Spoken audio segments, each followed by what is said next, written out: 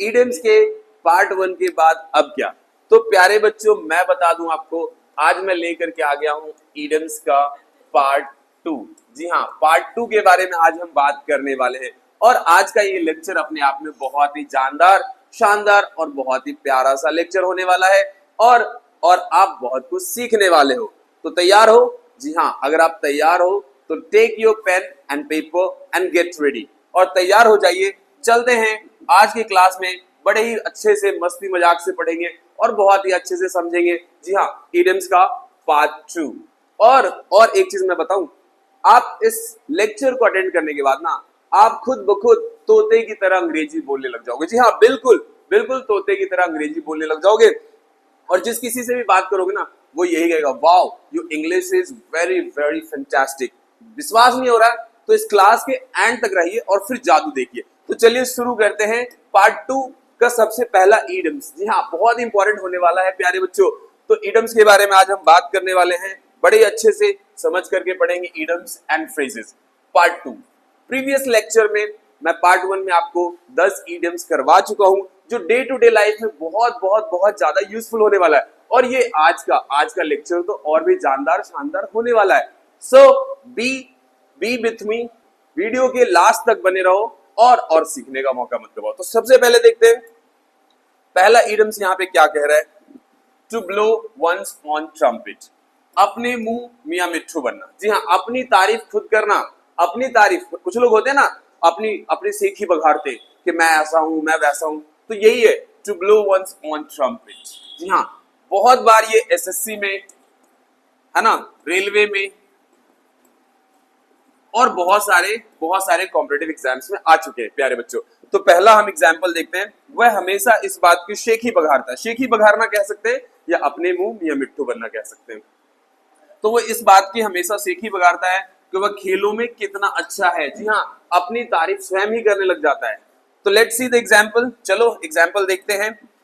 He is always blowing his own trumpet. वह हमेशा अपनी राग बजाता है, अपनी भोपू बजाता है, अपनी तारीफ स्वयं करता है। About how good he is at the sports, है ना। तो ऐसे लोगों को जो अपनी तारीफ खुद करता है उसे क्या कहते हैं, अपने मुंह मियां मिट्ठू बनना या खुद की शेखी बघाड़ना, है ना। Let's take another example. उसे अपनी ही शेखी बघाड़ना पसंद नहीं है, इसीलिए उसने पुरस्कार मिलने का जिक्र नहीं किया। जी हाँ, कुछ लोग ऐसे होते हैं जो अपनी शेखी बघाड़ना बिल्कुल अच्छा नहीं समझते। Let's see, she doesn't like to blow her own trumpet, है ना। so she didn't mention getting the award, इसलिए उसने मेंशन ही नहीं किया कि उसे अवार्ड मिला है। the very next idiom is barking dog seldom bite। यहाँ पे अक्सर सभी लोग यही गलती करते हैं। बार्किंग डॉग सेल्डम बाइट का मतलब समझते हैं कि जो कुत्ते भौंकते हैं वो काटते नहीं है। बिल्कुल भी ऐसा मीनिंग नहीं है। इसका मतलब है जो गरजते हैं वो बरसते नहीं। क्या मतलब है? जो गरजते हैं वो बरसते नहीं, यानी कि जो लंबी लंबी बातें करते हैं, बड़ी बड़ी बातें करते हैं, एक्चुअली वैसा होता नहीं है। So let's see the very first example. उसकी धमकियों की चिंता मत करो, क्योंकि जो गरजते हैं वो बरसते नहीं है। जी हाँ, जो गरजते हैं वो बरसते नहीं है। तो प्यारे बच्चों let's see, don't worry about, बिल्कुल चिंता मत करो, बिल्कुल टेंशन मत लो। Don't worry about his angry outburst, उसकी धमकियों का बिल्कुल भी टेंशन मत लो। His all talk, वो सिर्फ बातें करता है। Remember, a barking dog seldom bites। याद रखना, जो बादल गरजते हैं वो बरसते नहीं है। नेक्स्ट वन इज, वह फिर से सब पर चिल्ला रही है, लेकिन मैं डरा नहीं हूं। जो गरजते हैं वो बिल्कुल भी बरसते नहीं है। She is yelling at everyone again, वो फिर से सभी पे चिल्ला रही है। But I'm not scared, मैं बिल्कुल भी डरा नहीं हूं। I know a barking dog seldom bites, मुझे पता है जो गरजते हैं वो कभी बरसते नहीं है, है ना। चलो, to throw dust into eyes, आंखों में धूल झोंकना बहुत ही ज्यादा डे टू डे लाइफ में इस्तेमाल में आता है। डे टू डे लाइफ में बहुत ही ज्यादा इस्तेमाल में आता है प्यारे बच्चों। तो इसे तो बिल्कुल अच्छे से सीखना। जी हाँ, बहुत ही अच्छे से सीखना। और इसका डे टू डे लाइफ में इस्तेमाल तो है ही है। और इस इडियम्स को इस्तेमाल करके ना आप अपने सेंटेंसेस को और ज्यादा दमदार बना सकते हो, असरदार बना सकते हो, है ना। तो ऐसे ही समझ के बढ़िया से पढ़ेंगे, है ना। Why do you fear when Alam sir is here? तो चलो देख लेते हैं फटाफट से। To throw dust into eyes, चोर पुलिस की आंखों में धूल झोंक कर भाग गया। जी हाँ, ये तो अक्सर ही होता है ना, ये अक्सर ही होता है। The thief threw dust in the eyes of the police, है ना। The thief threw dust in the eyes of the police and escaped. और भागे। तुम्हारी हिम्मत कैसे हुई मेरी आंखों में धूल झोंकने की? How dare you to throw dust into my eyes or in my eyes, है ना? The next one is by leaps and bounds. तेजी से, by leaps and bounds का मतलब बहुत ही तेजी से, बहुत तेजी से कोई काम होना, तरक्की होना, डेवलपमेंट होना, etc. So let's take example. जब से उसने नई नौकरी शुरू की है उसकी कमाई तेजी से बढ़ी है ना? तो तेजी से आगे बढ़ना होता है, lips and bounds. Since he started his new job, जैसे ही, जब से ही उसने, सिंस क्यों आ रहा है?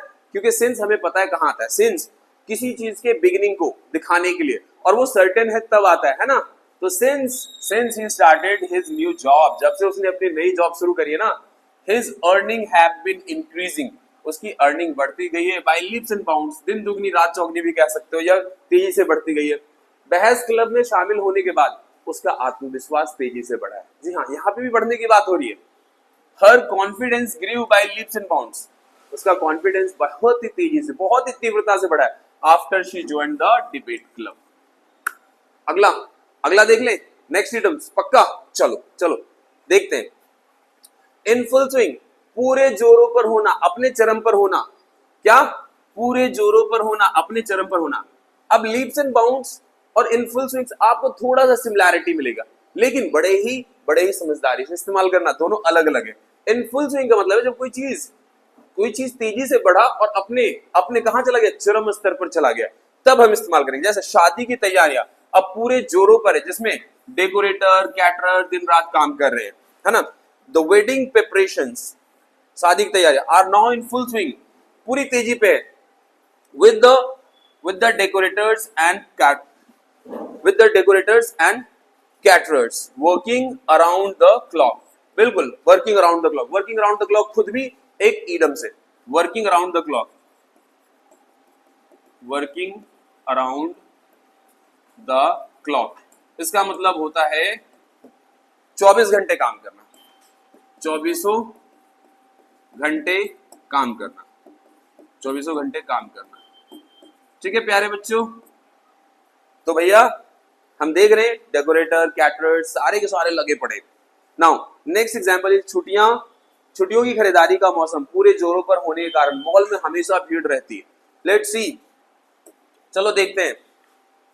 With the holiday shopping season in full swing, पूरे जोरों पर है, the mall is always crowded, mall हमेशा भरा रहता है, खचाखच। The next one is a harsh reality of the life, है ना? डेथ कीप्स नो कैलेंडर, मौत का कोई समय नहीं होता है, मौत का कोई समय नहीं होता, ये बिल्कुल सच बात है।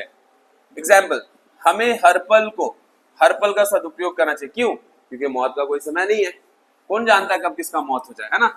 We should make the most of every moment, हमें क्या करना चाहिए? समय का सदुपयोग करना चाहिए। Because death keeps no calendar, भैया मौत का कोई भरोसा नहीं है, कब यमराज जी आए और गले में रस्सी डाले और कहे चलो चलो चलो चलो बहुत हो गया, है ना? Let's see the next one. To keep in dark, अंधेरे में रखना। जी हाँ, छिपाना, कोई बात छिपाना, कीप इन डार्क बहुत ज्यादा इस्तेमाल में आता है ना? कंपनी ने अपने कर्मचारियों को विलय के बारे में आखिरी मिनट तक अंधेरे में रखा। The company kept it's employees in the dark, अंधेरे में रखा। अबाउट द मर्जर, है ना? मर्जर, विलय के बारे में। Last minute, the very last minute, अंत तक अंधेरे में रखा। Let's see the next. सरकार ने परियोजना की वास्तविक लागत के बारे में जनता को अंधेरे में रखने का फैसला किया है। The government decided to keep the public in the dark about the true cost of the project, वास्तविक खर्चा क्या था सरकार ने जनता को नहीं बताया, छिपा लिया। The next one is a bed of roses, ये तो अभी रिसेंटली एसएससी का क्वेश्चन रहा है, एमटीएस का। जी हाँ, एमटीएस का क्वेश्चन रहा है, ये मल्टीटास्किंग स्टाफ का। एग्जाम्पल, यह मत सोचो। अच्छा, अ बेड ऑफ रोजेस का मतलब आसान काम या सुखद स्थिति, ठीक है, याद रखेंगे। एग्जाम्पल, यह मत सोचना कि सीईओ बनना आसान काम है, इसमें बहुत दबाव और जिम्मेदारी होती है। जी हाँ, do not think that being a CEO is a bed of roses, आसान काम बिल्कुल भी नहीं है। It comes with a lot of pressure, बहुत सारा प्रेशर होता है, एंड रिस्पॉन्सिबिलिटीज, बहुत ही ज्यादा दबाव होता है। हाँ, इतना आसान नहीं है ना। जैसे कह सकते हैं आईएएस बनना जो है ना बहुत ही आसान काम नहीं है। Being an IAS is not a bed of roses. आसान नहीं है भैया। 18-18 20-20 घंटे पहले पढ़ो और फिर आईएएस बन भी जाओ ना तो इतना ही समय डेडिकेटली तरीके से तुम्हें काम करना पड़ेगा, तो इतना आसान नहीं है।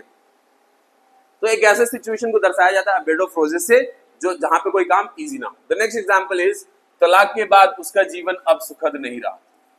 जी हाँ, आफ्टर द डिवोर्स के बाद her life was no longer a bed of roses, है ना। उसकी जीवन अब सुखद नहीं रह गई थी। The next one is a bed of thorns, कांटों की सेज, मुश्किल अवस्था, ये मुश्किल कार्य, मुश्किल अवस्था या मुश्किल कार्य। एक छोटे व्यवसायी के लिए यह आर्थिक मंदी कांटों की सेज बन गई है। जी हाँ, जिस पे आप अमल नहीं कर सकते हो। For a small business owner this economic recession has become a bed of thorns. तो ये इकोनॉमिक रिसेशन जो है ना कांटों की सेज बन गई है। सत्ता का पद अक्सर कांटों की सेज होता है क्योंकि इसमें बहुत सी चुनौतियां होती हैं।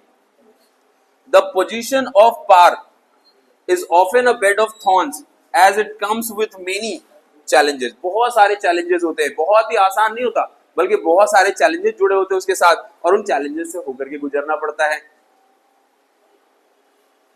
The last one, आखिरी वाला, to leave no stone unturned। बहुत ही प्यारा सा इडियम्स है अपने आप में, बहुत ही जबरदस्त इडियम्स है।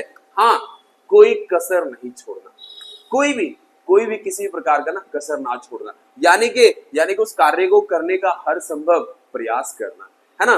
अथक प्रयास करना, क्या अथक प्रयास करना, अथक प्रयास, थकने के बाद भी प्रयास करते रहना, अथक प्रयास करना। बहुत ही जबरदस्त इडियम्स है ये, to leave no stone unturned. मेरा तो फेवरेट है। आई होप अगर तुम इसे ध्यान से पढ़ोगे ना तुम्हें भी बहुत पसंद आएगा और यूज तो जबरदस्त तरीके से कर लोगे आप इसका। हाँ, लेट्स सी द एग्जांपल। उसने अपनी खोई हुई घड़ी ढूंढने के लिए कोई कसर नहीं छोड़ा, अथक प्रयास किया। She left no stone unturned to find her lost watch, है ना। She left no stone unturned to find her lost watch, या ऐसे भी कह सकते हैं उसने अपने बेटे को बचाने की कोई कसर नहीं छोड़ा। He left no stone unturned to save his son. सरकार ने आर्थिक संकट को हल करने की कोई कसर नहीं छोड़ने का वादा किया। The government promised to leave no stone unturned to solve the economic crisis। जी हाँ, सरकार ने वादा किया है कि वो आर्थिक मंदी से जो है ना आर्थिक मंदी को ठीक करने का, सरकार ने आर्थिक संकट को हल करने के लिए कोई कसर नहीं छोड़ने का वादा किया है कि भैया हम जो है ना आर्थिक मंदी को हटा के रहेंगे, आर्थिक मंदी को समाप्त करके रहेंगे ताकि जनता का जीवन अच्छा हो और खुशहाल हो। तो आज का बस इतना ही लेक्चर था। पार्ट 2 में हमने कवर